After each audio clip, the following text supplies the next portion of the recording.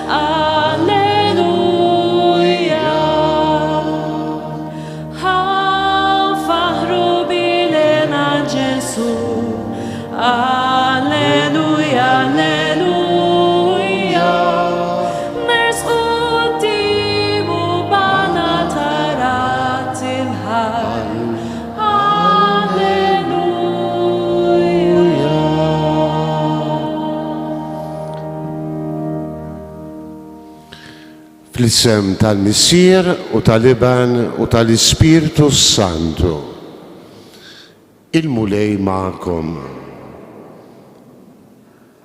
Missier Qaddis f'dan il-għid ta' ibnek Ġesu nitolbuk tkompli timlina bil-qawwa tal-Ispirtu Qaddis. Nitolbuk li l-istess Spiritu li ħeġġeġ il-qlub taż-żewġ dixxipli ta' Emmaus, iħeġġeġ lilna wkoll biex narfuk preżenti fl-Iskritturi u fil-qsim tal-ħobs biex bl-istess qawwa tal-Ispirtu Santu narfuk preżenti fil-komunitajiet tagħna. Għamel li l-Ispirtu tiegħek ineħħi minna kull amat u jimlina biss bil-għarfien, bil-imħabba u bil-qawwa. Missier dan nitolbuh bl-istess Kristu Sidna. Amen.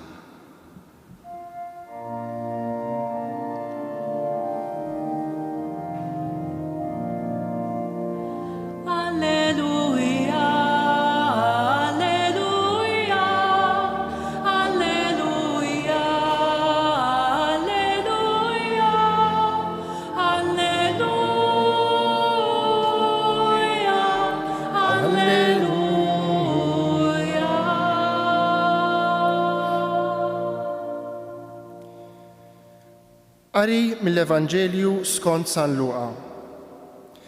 Dakinhar stess, fl-ewwel jum tal-ġimgħa, ġara li 2 mid-dixxiepli kienu sejrin lejn raħal jismu Emmaus, xi 60 stadju bogħod minn Ġerusalemm, jitħattu bejniethom fuq kull ma kien ġara.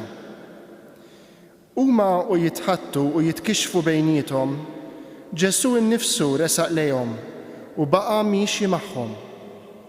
Imma għajnejhom kellhom xi jżommhom u ma setgħux jarfuh.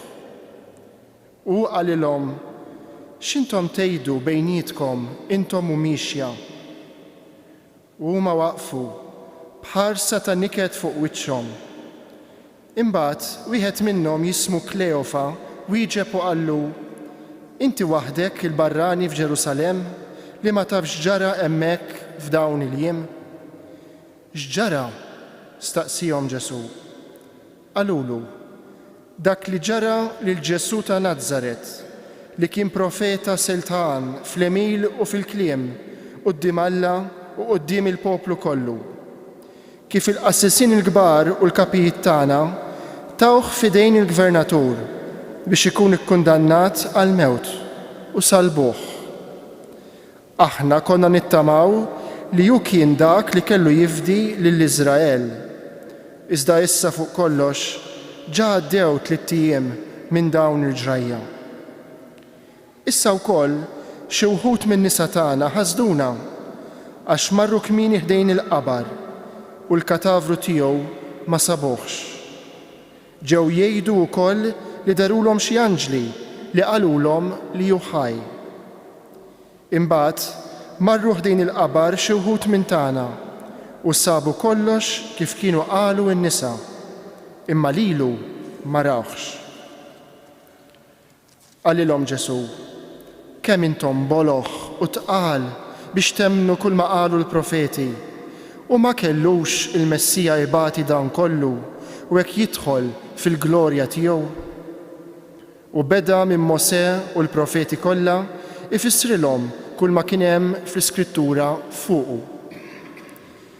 Meta qorbu lejn ir-raħal fejn kienu sejrin, u għamel ta' birruħu li hu kien se jibqa' sejjer aktar il-bogħod.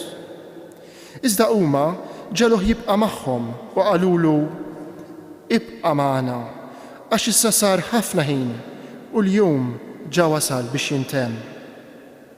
Imbagħad daħal biex joqgħod magħhom. U waqt li kien fuq il-mejda magħhom, qabad il-ħobs, qal il-barka, qasmu u tawulhom. Imbagħad infetħulhom għajnejhom u għarfuh, iżda hu qab minn qudiemhom. U wieħed lil ieħor bdew jgħidu: ma kienitx imkebsa qalbna ġewwa fina u huwa jkellimna fit-triq u jfissrilna l-Iskrittura. Dak il-ħin stess qamu u reġgħu lura Ġerusalemm.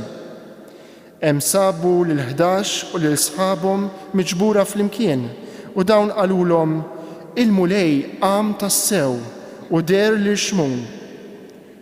Huma wkoll tarfulhom x'kien ġralhom fit-triq u kif kienu għarfuh fil-qsim tal-ħobs.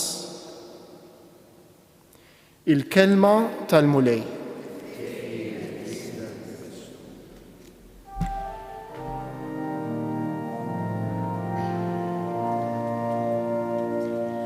You have won the victor's crown.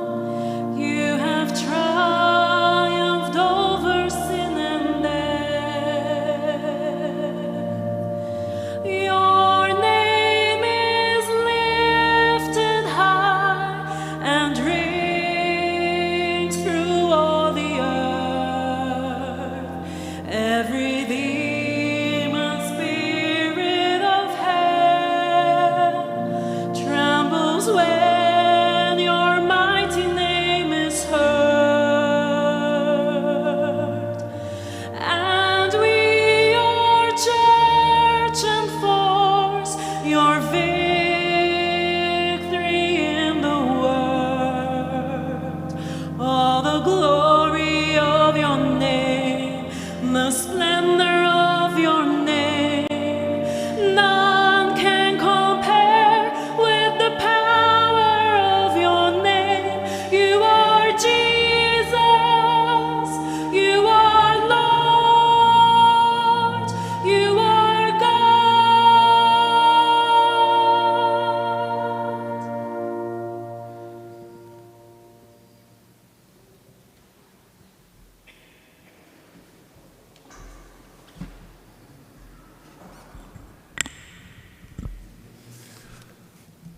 Kien April tal-1987 l-ewwel darba li mort Emmaus. Kont għadni saċerdot novell ftit xhur li bdejt nistudja Ġerusalemm l-iskrittura mqazza u kont għadni żgħir u kien hemm ħafna studenti tagħna u għedtilhom tix immorru bil-mixi lejn Emmaus. Il għaliex bħal lejla l-patrijiet tagħna jagħmlu coach imorru kollha Emmaus ikantaw l-ewwel għasar u mbagħad jerġgħu jmorru filgħodu bħal għada Paskwetta u jsir pontifikal solenni mill-kustodju tal-Art Imqazza biex ninċelebraw propju dan il-Vanġelu illi jseħħ propju f'Emmaus. U ddeċidejna li mmorru bil-mixi. Daq 60 stadju bot jittraduċi il-Vanġelu bej wieħed u ieħor bejn 10 u 12 kilometru. Ovvjament, dak iż-żmien ma kienx hemm it-toroq prinċipali li hemm illum u allura għaddejna minn diversi toroq żgħar u kien faċli biex naslu għax illum biex tasal biex tgħaddi mis-security checks ma tasal qatt. Emmaus kieku llum dad-dixxipli kienu jibgħatuhom lura żgur mhux forsi is-suldati lut. Ħaġa impressjonatni aħna u mexjin lejn Emmaus il għaliex tlaqna fl-għaxija u f'nofs il-mixja beda inżul ix-xemx u fil-bogħod dan il-ballun tan-nar dejjem nirrakkonta taraħ nieżel ftit fl-orizzont u f'qalbi jgħid dakinhar u nerġa' nirripetija llejla magħkom kos din ix-xemx nieżla tispjega il-moral ta' dawk iż-żewġ dixxipli li nhar ħadd ilgħid nhar l-ewwel ħadd ilgħid fil-għaxija telqu il-komunità tad-dixxipli biex imorru lura id-dar. Daqs li kieku f'qalbhom kellhom ix-xemx nieżla. It-tama kbira illi kienu ftit matul 3 snin tal-Ministeru Pubbliku ta' Ġesu, it-tama kbira li kienu bnew illi Ġesu kellu jkun il-Messija Salvatur tal-poplu tagħhom. Maħna nafu kif jgħidu huma stess x'kien ġara fil-jumej ta' qabel, fi ftit sigħat din it-tama tagħhom spiċċat għal kollox, anzi nistgħu ngħidu mingħajr ma neżaġeraw din it-tama tagħhom inqatlet għal kollox għax Ġesu f'temp ta' ftit sigħat jarrestawh, jitraduh, jarrestawh, imur quddiem Pilatu u Erodi u f'kemmili ngħidlek isib ruħu imsallab fuq is-salib u wara 3 sigħat ta' agonija dan Ġesu tagħhom, it-tama tagħhom imut u jindefen. Immaġinaw setgħu ħassew fil-qalb tagħhom. Huwa bħal meta tibni tama ftit ftit matul il-ħajja u mbagħad kif ngħidu bil-Malti f'daqqa waħda jisplodilek kollox f'wiċċek. U dak li tkun ittamajt isir suf. Ix-xemx nieżla fil-qalb taż-żewġ dixxipli li aħna nsejħulhom ta' Emmaus. Interessanti id-dettalji żgħar li jagħti San Luqa, illi dawn iż-żewġ dixxipli mhux biss telqu l-Ġerusalemm, il-belt fejn seħħew il-ġrajiet tal-Passjoni, imma telqu saħansitra x-xirka tad-dixxipli ta' Ġesu. Sakemm Ġesu kien ħaj kellu l-apostli u kellu x-xirka tad-dixxipli tiegħu x'in tisplodilhom f'wiċċhom it-tama, dawn ħassew li kollox kien spiċċa. Ma kien hemm aktar raġuni biex huma jibqgħu parti mix-xirka tad-dixxipli ta' Ġesu. U huma mexjin fil-għaxija manżul ix-xemx lejn ir-raħal ta' Emmaus, San Luqa jgħid illi bdew jitħattu bejniethom fuq kull ma kien ġara. U mhux biss, San Luqa jirrepeti jitħattu u jitkixfu bejniethom. Da mhux biss kwistjoni ta' argument, kważi kważi nazzarda nittraduċi bdew jipparlaw fil-vojt. Il għaliex qisu bħal donnu bdew isibu konsolazzjoni fil-kliem. Imma fi kliem illi ma nqalqalx fihom l-ebda tama, imma f'kelma wara l-oħra, f'taħdit u tikxif illi flok kollilhom xi ftit il-moral probabbilment aktar niżilulhom. Jiena naħseb li dan huwa s-sens ta' dawn iż-żewġ verbi illi San Luqa juża u aħna nittraduċu jitħattu bejniethom, jitkixfu bejniethom. Iparlaw u flok jgħinu lil xulxin nimmaġinaw li dak il-baraġġ ta' paroli li bdew jaqsmu bejniethom, li bdew jitħattu bejniethom, beda jtaqqal aktar il-qalb bla tama u nistgħu nżidu issa wkoll bla fidi tagħhom. Interessanti, ir-rakkont huwa sabiħ immens min jaf kemm il-darba smajna l-ispjegazzjoni tiegħu. Interessanti kif matul ir-rakkont kollu, mhux biss fil-bidu, Ġesu ħaj il-xost jidħol ftit fl-istorja ta' dawn iż-żewġ dixxipli tiegħu.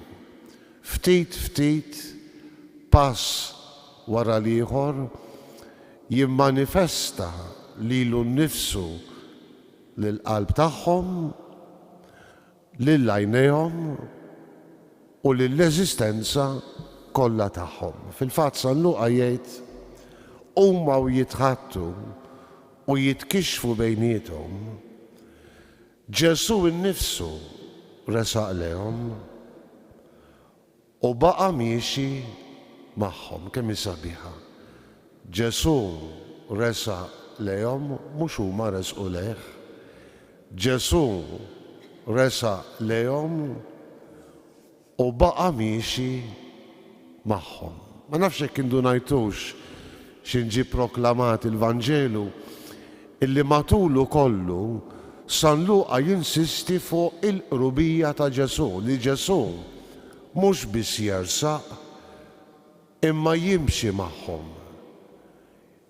jibqa' magħhom, joqgħod x'in jidħol id-dar mistieden bil-qiegħda magħhom. Jisu bħal donnu San Luqa qed jagħti bil-martell fuq l-istess musmar. Ġesu ħaj huwa qrib anki jekk dawk iż-żewġ dixxipli ma jarfuhx fil-fatt. Skużawni, fil-fatt San Luqa jżid fir-rakkont imma jnejhom kellhom xi jżommhom u ma setawx jarfuh. Forsi għalina din tidher stramba. Imma ġala darba ma kellhomx tama, ġala darba ma kellhomx fidi, ma setgħu qatt jarfu il-preżenza, r-rikkezza tal-preżenza ta' Ġesu li kienet ser tiġi manifestata lilhom fit-triq, l-ispjegazzjoni tal-Iskrittura u mbagħad fil-qsim tal-ħobs. Interessanti nerġgħu ngħidu kif Ġesu ma jimponix ruħu b'vjolenza, ma jgħidx kemm intom boloħ, kemm intom ċebit tikka. Jgħidilhom boloħ aktar il-qudiem. Imma propju ħelu jersaq lejhom, jimxi magħhom u jgħidilhom x'intom tgħidu bejnietkom intom u miexja. U San Luqa jżid u huma waqfu bħarsa ta' niket fuq wiċċhom. Kemm spiss ippruvajt nimmaġina din ix-xena. Tant medijin bihom infushom, tant medijin bil-paroli ta' bejnietom, tant medijin b'xulxin u bin-nuqqas tat-tama tagħhom illi kull ma setgħu jagħmlu fil-bidu kien li jħarsu lejn dan il-barrani illi jidħol fin dik il-mixja lejn Emmaus u jħarsu leħ bħarsa ta' niket. Ġesu jkompli jidħol fin ma jgħidilhomx wiċċ tal-askri għandkom, kemm għandkom dwejjaq fuq wiċċkom. Ġesu fin, ħelu, x'intom tgħidu bejnietom. U mbagħad Kleofa jgħidlu inti waħdek il-barrani f'Ġerusalemm li ma tafx ġara hemmhekk f'dawn il-jiem, probabbilment nimmaġinaw illi il-kroċifissjoni ta' Ġesu kienet għanqlet ħafna kliem għal ħafna li kienu mxew warajh, li kienu daqu il-fejqan tiegħu, il-ħelsien tiegħu u li forsi kienu preżenti f'dawk il-jiem għal festa tal-Għid f'Ġerusalem. Nimmaġinaw illi il-mewta ta' Ġesu, il-passjoni u l-mewta ta' Ġesu kienet xi ħaġa xokkanti, xi ħaġa li probabbilment Ġerusalem kollha tkellmet fuqha. Il-mewt tal-imgħallem tar-Rabbi minn Nażaret, it-tislib ta' Ġesu ta' Nażaret. U għalhekk dik il-ħarsa ta' niket kien hemm anki din id-domanda, inti biss il-barrani f'Ġerusalem li ma tafx ġara hemmhekk f'dawn il-jiem. U għal darb'oħra ħelu mingħajr ma jimponi ruħu Ġesu jagħmel dik id-domanda li mbagħad tqajjem vulkan fil-Kleofa. X'ġara? Staqsihom. U nafu illi Kleofa jgħidlu dak kollu li kien ġara lil Ġesu. U l-kliem huwa sabiħ immens. dak li ġara lil Ġesu ta' Nazaret, taraw xi ġmil ta' kliem, li kien profeta setan fl-emil u fil-kliem, qudiem Alla u quddiem il-poplu kollu. Kif il-qassisin il-kbar u l-kapijiet tagħna tawh f'idejn il-gvernatur biex ikun ikkundannat għal-mewt. U salbuh, aħna konna nittamaw li ju kien dak li kellu jifdi lill-Iżrael. Iżdissa fuq kollox ġa għaddew 3 ijiem minn din il-ġrajja. Ma nafx kemm intom mitla ta' San Luqa, speċjalment fil-ktieb tal-Atti tal-Apostli, Alla jrid minn għada nibdew naqraw sal-ġurnata ta' Pentekoste, żmien il-għid prattikament kważi naqraw l-Atti tal-Apostli kollu kemm hu. Dak li jgħid Kleofa, Ġesu, profeta, setan, fil-kliem, fil-emil, huma kollha elementi illi nsibuhom fid-diskorsi tal-Apostli, speċjalment fl-ewwel diskors ta' Pietru nhar il-Pentekoste, meta jiġi biex ixandar il-kerigma, il-qofol tal-fidi. Interessanti li Kleofa jaf l-elementi kollha, kellu għarfien sħiħ min kien Ġesu.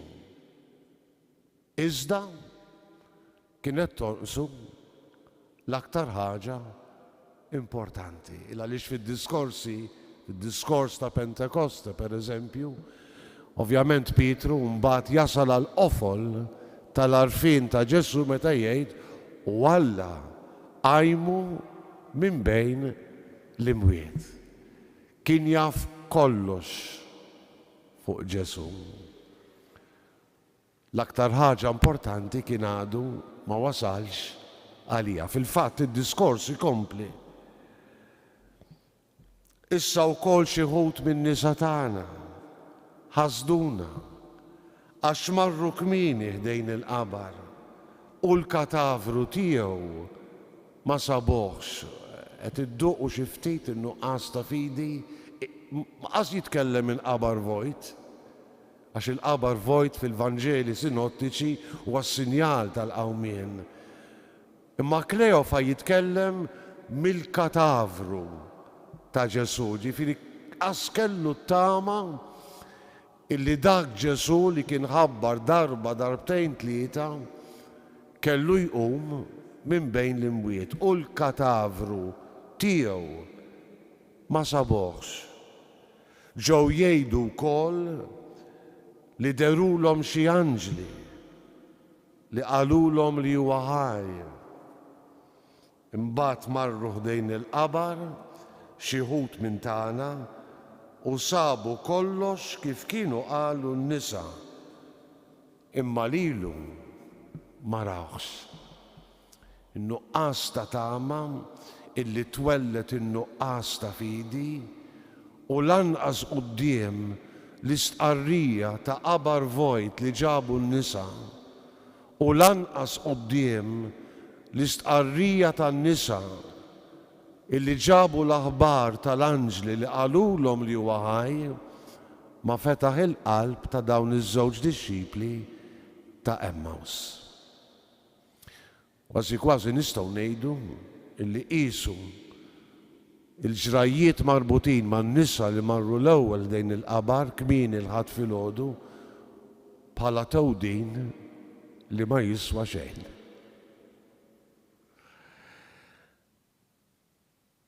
Jidħol Ġesu għal darb'oħra dik il-ġentilezza kbira, anki jekk dak li se jgħid mhux sabiħ, kemm intom boloħ u tqal biex temnu kull ma qalu il-profeti. Ovvjament Ġesu jgħid dan il-kliem mhux biex jgħajjar, għandna eku ta' dak li diversi profeti ippritkaw kontrih meta l-poplu tal-patt il-qadim kienu jsejħulu poplu mhux biss ta' rasu jibsa, imma fuq kollox li kellu qalbu jibsa, qalb tal-ġebel. Għalhekk imbagħad il-wedijiet messjaniċi, il-qalb tal-ġebel li tinbidel f'qalb tal-laħam. U propju f'dan is-sens illi Ġesu jgħid li dawn iż-żewġ dixxipli kemm intom boloħ u tqal biex temnu kull ma qalu l-profeti. U ma kellux il-Messija jbagħti dan kollu u hekk jidħol fil-glorja tiegħu. Hemm dik il-kelma li spiss nintraduċuha kien meħtieġ li l-Messija jbagħti dan kollu biex jidħol fil-glorja tiegħu. Ftakru ftit fit-tliet darbiet li Ġesu ħabbar il-passjoni, il-mewt u l-qawmin tiegħu. Dik l-insistenza li jeħtieġ li bin il-bniedem jitla Ġerusalem. Hija l-kelma li tfakkarna fil-pjan ta' Alla għas-salvazzjoni tal-bnedmin. Kien meħtieġ allura Ġesu jgħid liż-żewġ dixxipli ta' Emmaus kien meħtieġ li l-Messija jbagħti biex hekk jidħol fil-glorja tiegħu. U l-ħtieġa, in-neċessità, allura il-pjan t'Alla kien diġà mħabbar fl-Iskritturi imqazza. Mhux ta' bxejn li waqt il-mixja twila lejn Emmaus Ġesu beda minn Mosè u l-profeti kollha ifissrilhom kull ma kien hemm fl-Iskrittura fuq. Kemm hi sabiħa. Beda jispjegalhom minn Mosè it-Tora u l-profeti, in-nebijim, dak kollu li kien inkiteb fuq. Aktar il-qudiem meta Ġesu jidher lill-apostli miġbura l-koll fiċ-ċenaklu, spjegalhom minn Mosè, il-profeti u s-salmi. U jżid San Luqa u fetħilhom moħħhom biex jifhmu l-Iskrittura. Hawnhekk ma jgħidx li fetħilhom moħħhom. San Luqa jgħid illi beda jfissrilhom imma aktar il-qudiem wara li jarfuh fil-qsim tal-ħobs jgħidu dik il-kelma tant qawwija ma kienitx imkebsa qalbna. Huwa u jispjegalna l-Iskrittura fit-triq kemm hi sabiħa. Dak it-tkebbis tal-qalb tafu x'inhu? Huwa l-ewwel don tal-irxox l-Ispiritu Santu.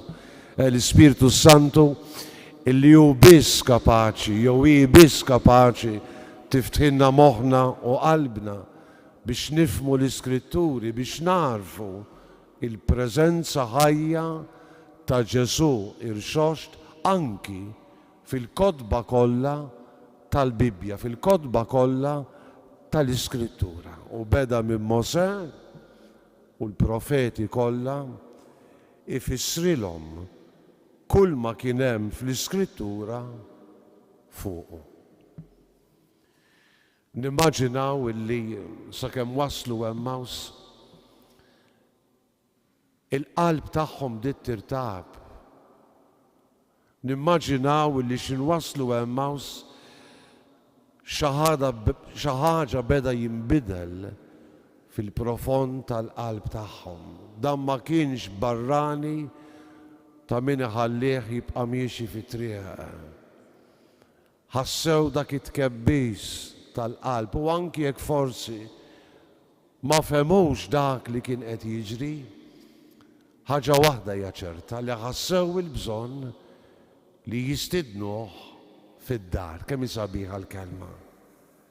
Meta qorbu lejn ir-raħal fejn kienu sejrin u għamel ta' birruħu li ju kien se jibqa' sejjer aktar il-bogħod. Għal darb'oħra San Luqa jagħtina dan l-element ta' Ġesu li qatt ma jisforza fuqu, qatt ma jisforza lilu nnifsu fuq il-bniedem.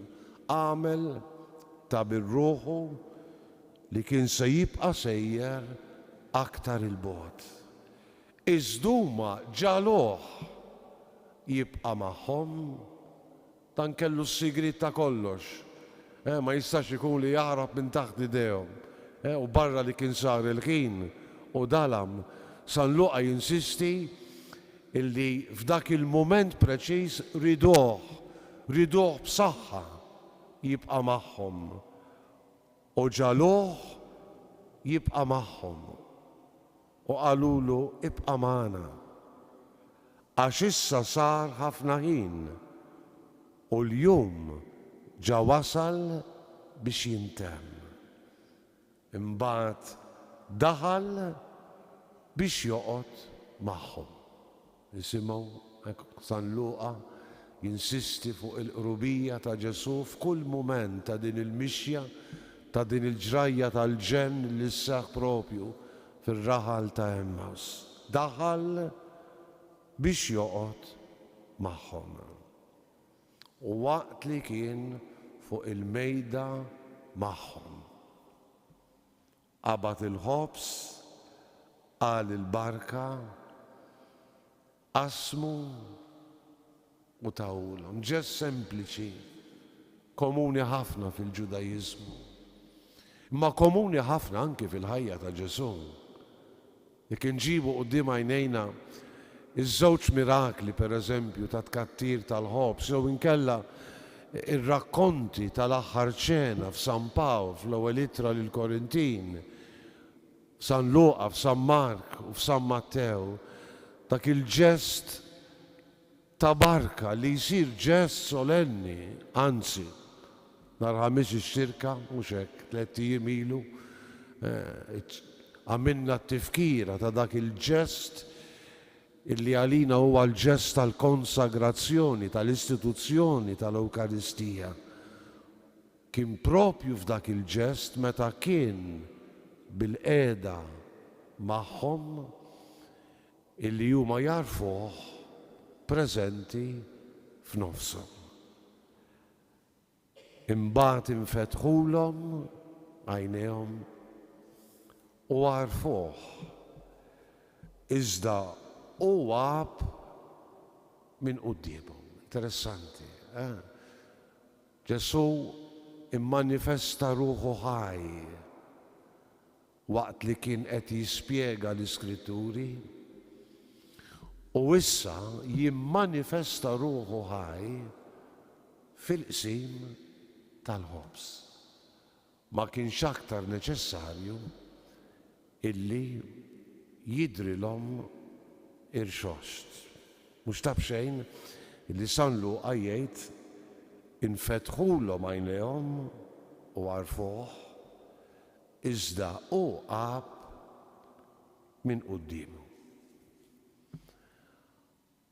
U dawk iż-żewġ imdejqin ta' wiċċ l-askri illi mxew lejn Emmaus jitqabdu bejniethom fil-kliem ma jafux fejn se jagħtu rashom biex xewqa li forsi jħabtu rashom ma' xi ħadd. F'daqqa waħda ix-xemx bħal donna telet bil-lejl għalihom.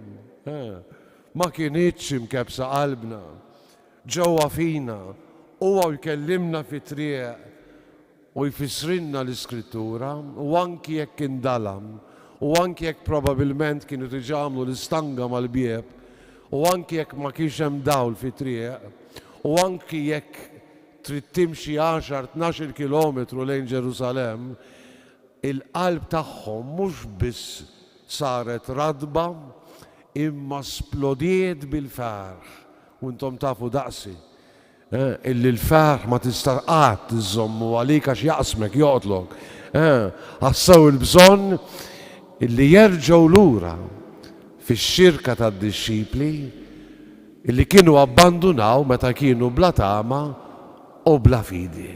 U dak il-ħin stess, jgħid San Luqa, qamu u reġgħu lura Ġerusalemm hemm sabu l-11 u l-sħabhom miġbura fl-imkien. Immaġinaw il-mood, il-feelings ta' ġen. U dawn qalulhom il-mulej qam tassew u der li xmun. U huma qalu stenna naqx għandna storja wkoll għandna.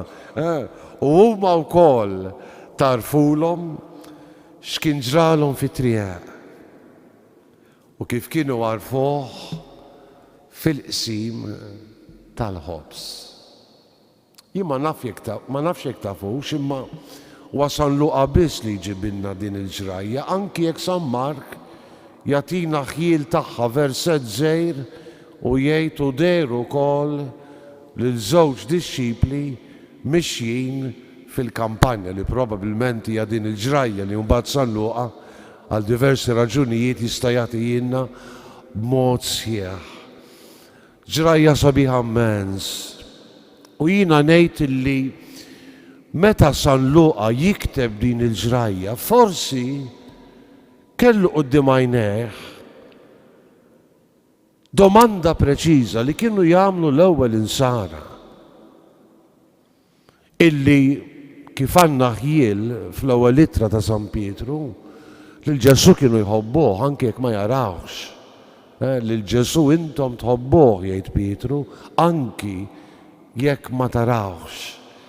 U jiena ngħid illi ħafna mill-ewwel insara li jemmnu fil-qawmien minn bejn l-imwiet ġrajja trasmessa lilhom mill-apostli li raw lil Ġesu, li semgħu lil Ġesu, li kielu miegħu wara l-qawmien minn bejn l-imwiet, issu bħal donnu bdew isaqsu lilhom infushom imma llum jien kif nista' nagħmel esperjenza ta' Kristu ħaj fil-ħajja tiegħi, ta' Kristu li qiegħed miegħi ħaj, imma kif nista' nagħmel l-esperjenza. U ovvjament naħseb it-tweġiba tinsab anki f'dan il-Vanġelu.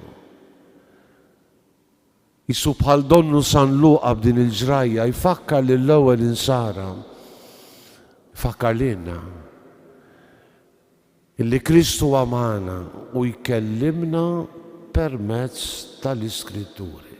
Huwa ħaj kull darba li jinqraw l-Iskritturi. Il-Konċilju Vatikan it-tieni fid-dokument fuq il-liturġija Sacrosanctum Concilium meta jitkellem mill-ewwel parti tal-Quddisa, l-liturġija tal-kelma, jgħidha straight huwa Kristu ħaj li qed ikellem il-komunità, il-ġema ta' dawk li jemmnu fiha. Huwa ħaj, it-tieni mument sabiħ, meta aħna narfuh in frazzjone panis, fil-qsim tal-ħobs. Ja l-Ewkaristija, l-aħħar mill-aħħar. Ja l-esperjenza ta' Kristu l-Xost li bis-saħħa tal-fidi u bil-qawwa tal-Ispirtu Santu li jammar fina tenna nagħmlu esperjenza vera ta' Kristu ħaj li mhux biss jimxi magħna fit-triq imma juri lilu nnifsu lilna kull darba li nersqu nisimgħu il-kelma, kull darba li nieħdu sem fil-qsim tal-ħobs. Jista' jkun ukoll li San Luqa isu jagħti ħiel tal-importanza tax-xirka ta' dawk li jemmnu. Isu bħal donnu b'dan il-Vanġelu juri l-qtieħ il-qalb ta' dawk li jemmnu f'Ġesu mal-diversi raġunijiet, nuqqas ta' tama, nuqqas ta' fidi, jitilqu ix-xirka ta' dawk li jemmnu. Jerħula lejn Emmaus, jabbandunaw lil Ġerusalem. X'differenza meta tagħmel l-esperjenza tal-Kristu ħaj fil-komunità, fil-ġema, fix-xirka ta' dawk li jemnu. Kemm sabiħa l-aħħar parti tal-Vanġelu.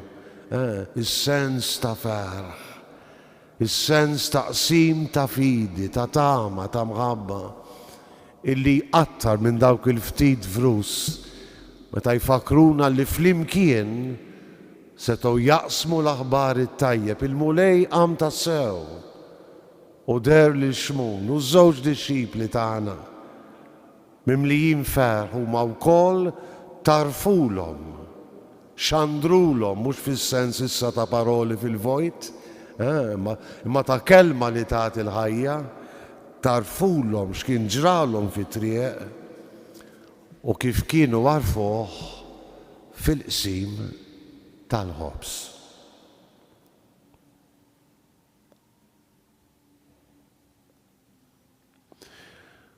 Meta fl-1987 imxejna lejn Emmaus, l-għada ovvjament ridna nimxu lura. Konna għadna żgħar, għedtilhom ejjew nimxu lura. U fim minnhom għaddejna mill-kwartier tal-Lut ultra-ortodossi. Kienu mit-tfal jilagħbu barra u daw xinrawna bit-tonka tagħna Franġiskana. Qabdu l-ġebel u bdew jixtħu omna. U l-isħabi għedtilhom tellaw id-dublet u iġru. Jalla nimxu dejjem. Anzi, jalla niġru dejjem. Mhux għax jissuttawna l-ġebel, ma jalla niġru dejjem lejn ix-xemx tiela. Huwa Kristu illi jarraf lilu nnifsu lilna fil-kelma u fil-qsim tal-ħobs. Amen.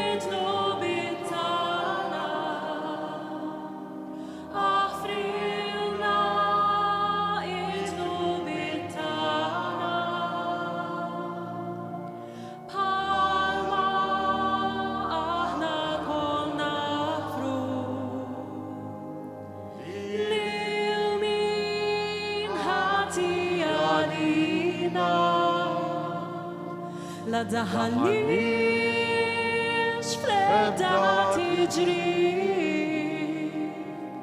iżda ħlisna minn kull deli missirna.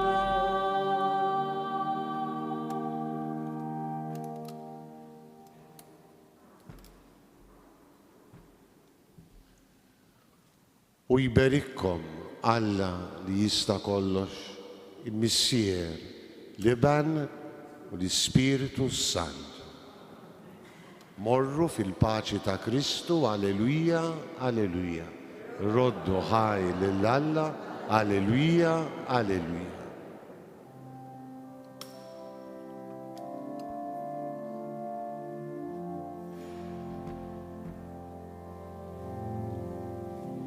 Fit-triq sibna niġru mifxula bla nafu tassew fejn sejrin. Ġejt fosna u l-bqija mxejt magħna fi qlubna ħassejna mħeġġin.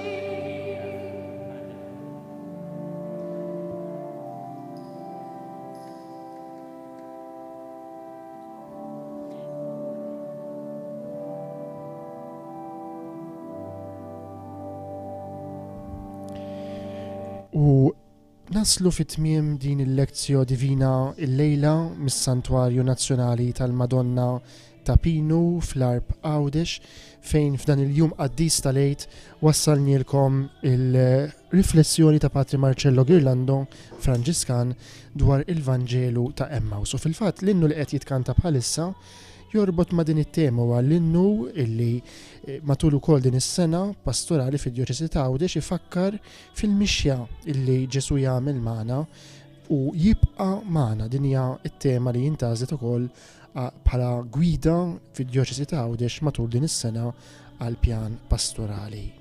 Ħajjitna irra il-merħla li ftejt b'hemmhekk l-għażiż minn ġo qalbek miftuħa għalina indewwaqna ta' mħabbtek il-piż għamel minna mill-ġdid poplu qaddis.